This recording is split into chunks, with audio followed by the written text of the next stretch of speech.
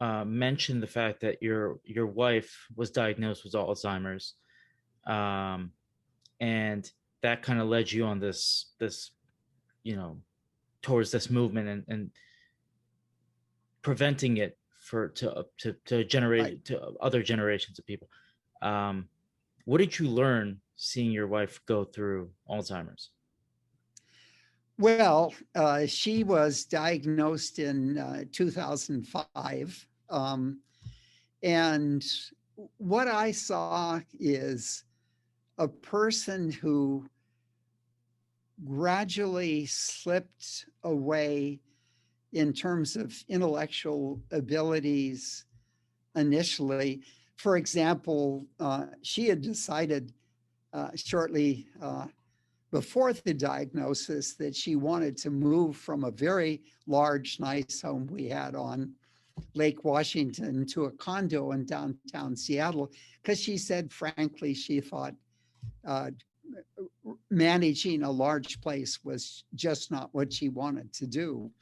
And more likely, it was she just couldn't do it anymore. And I remember when we moved in the past, she'd organized everything about moves. And in this one, she couldn't at all. I had to do the full thing. And, over the years, for the next, I'd say, 5 or 6 years, she gradually became more forgetful. She became less interested in reading. In 2011 or 12, I hired a caretaker that could spend a lot of time with her because I was still working full time and everything.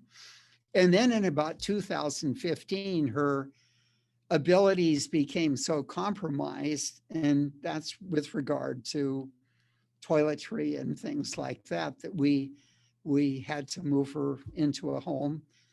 And it was a wonderful home with a lot of activities, but she gradually has slid downhill to her current status now, where she's really in the final stages of this disease. And I think what's tragic about it is you see a vivacious, engaged, enthusiastic person gradually fade away and become silent, uh, incapable of talking, and then incapable of probably recognizing people and things like that too.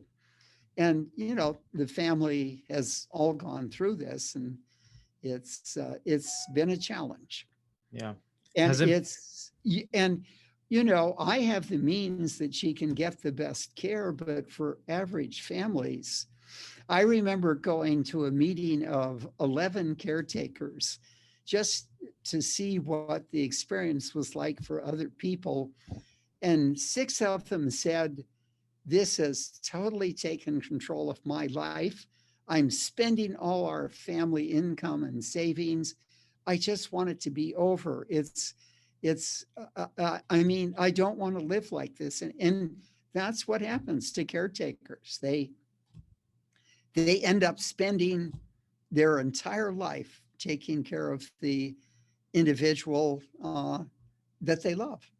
And so the really key thing, what I'd have decided in 2005 with my wife's diagnosis, is I'd learn all about Alzheimer's, and I did learn about it, and realized very quickly that therapies were utterly inadequate and that a new kind of thinking was necessary for Alzheimer's. And that came to be this multimodal therapy that came right out of a systems approach to thinking about Alzheimer's by Dale Bredesen.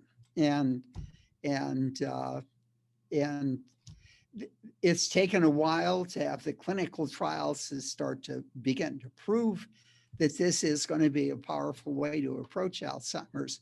In fact, we have now 3 clinical trials that we've organized and are going in Alzheimer's, and we're confident that we're going to get really fascinating results over the next few years with these kind of trials.